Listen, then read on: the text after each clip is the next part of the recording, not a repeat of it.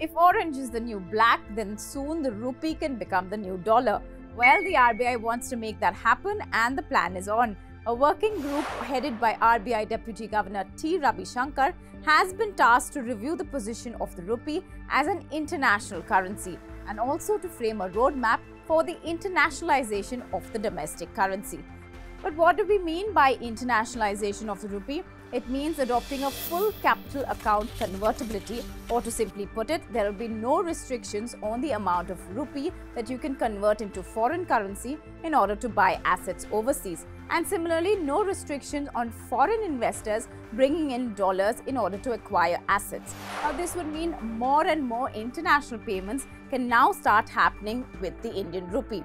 For now, India only allows full convertibility on current accounts, which mainly deal with the import and export of goods and services.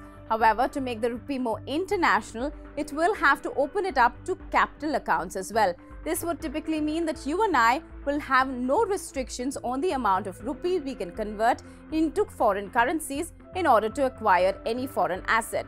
Similarly, there will be no restraints on an NRI bringing in any amount of dollars or dirhams in order to acquire assets here in India. Currently, however, under the RBI's Liberalized Remittance Scheme or LRS, there is an overall limit of $250,000. Another one of the recommendations by RBI's working group includes the inclusion of the rupee in the special drawing rights or SDR basket. SDR is an international reserve asset created by the IMF in order to supplement the official reserves of its member countries. Now, the value of the SDR is based on the basket of 5 currencies, namely the US dollar, the euro, the Chinese renminbi, the Japanese yen, as well as the British sterling pound.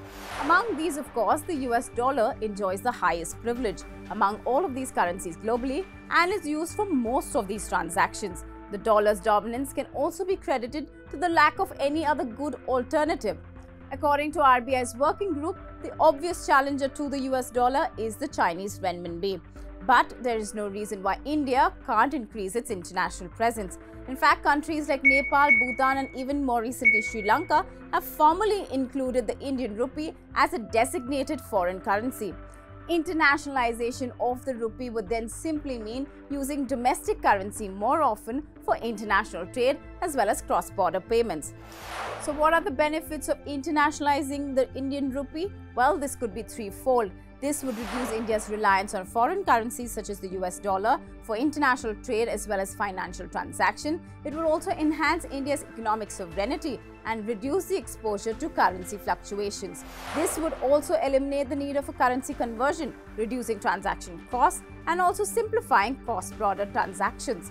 Now, moreover, with the broader international reach, the RBI could use exchange rate in order to manage inflation and also stimulate economic growth.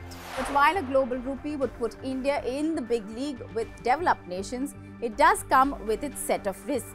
It exposes the rupee to greater exchange rate volatility, and fluctuations in the value of the rupee can impact trade competitiveness, foreign investment inflows, as well as the financial market stability. Now, opening up the rupee to international markets also stands the risk of capital flight, where investors could lose confidence in the currency, and recent events like demonetization or the scrapping of 2000 rupee notes could instill that kind of uncertainty. More importantly, gaining market share and displacing dominant currencies like the dollar, the euro, or the yen may need more efforts from all fronts, and implementation of RBI's panel recommendations might be that first step in that direction.